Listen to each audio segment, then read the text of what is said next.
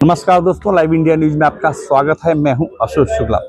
दोस्तों, Bombay metal exchange जो पिछले कई सालों से इस इंडस्ट्री में सक्रिय रहा है और आज उसने अपना नाम चेंज करके भारत मेटल एक्सचेंज कर लिया है। इस अवसर पर उन्होंने इस क्षेत्र में मतलब मेटल क्षेत्र में बेहतरीन योगदान करने के लिए कई लोगों को सम्मानित किया। जैसे कि आप देख सकते हैं कि आर केबल को जो है बॉम्बे मेटल की तरफ से सम्मानित किया जा रहा है।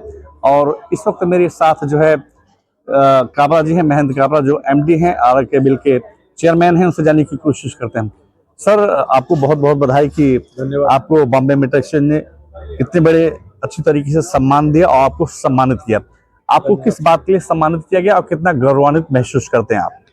देखिए, बॉम्बे मेटल एक्सचेंज जो है, अब जो भारत मेटल एक्सचेंज बना है, ये एक एक्सचेंज के द्वारा मतलब हम 1000 सदस्यों के माध्यम से उन्होंने आर केबल को ये सम्मानित दिया है।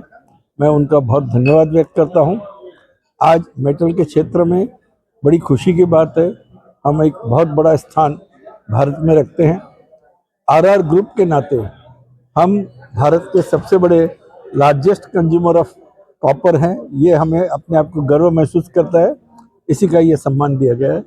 मैं भारत मेटल एक्सचेंज को भी इस बात के लिए धन्यवाद देता हूँ। सर, जिस तरीके से नरेंद्र मोदी प्रधानमंत्री से आप जो है प्रेरित होकर कि पूरे देश में जो वोकल फॉर लोकल जो आपकी इंडस्ट्री थी, मैं आपको पिछले कई सालों हो जानता हूँ, लेकिन जिस तरीके से आर केबल ने अपनी शाखाओं का विस्तार किया, अपने प्रोडक्शन का विस्तार किया, अपने प्रोडक्शन कैपेसिटी का विस्तार किया, ये देश के लिए कितना बड़ा चैलेंज था आपके लिए?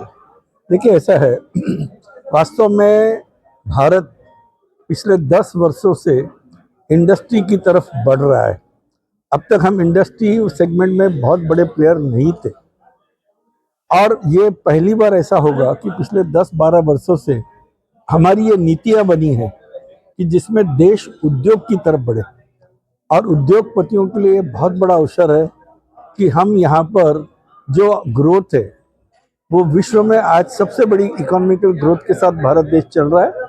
इसमें सबसे बड़ी अपॉर्चुनिटी है और इस अपॉर्चुनिटी में हम कैसे आगे बढ़े, देश के इस विकसित भारत में आर भी अपना एक सहयोग देना चाहता है। सर, पिछले 12 सालों में प्रधानमंत्री ने अलग अलग इंडस्ट्री के लिए बहुत सारा काम किया, खास करके मेटल इंडस्ट्री के लिए कितना काम किया है? आप कितने संतुष्ट हैं उससे?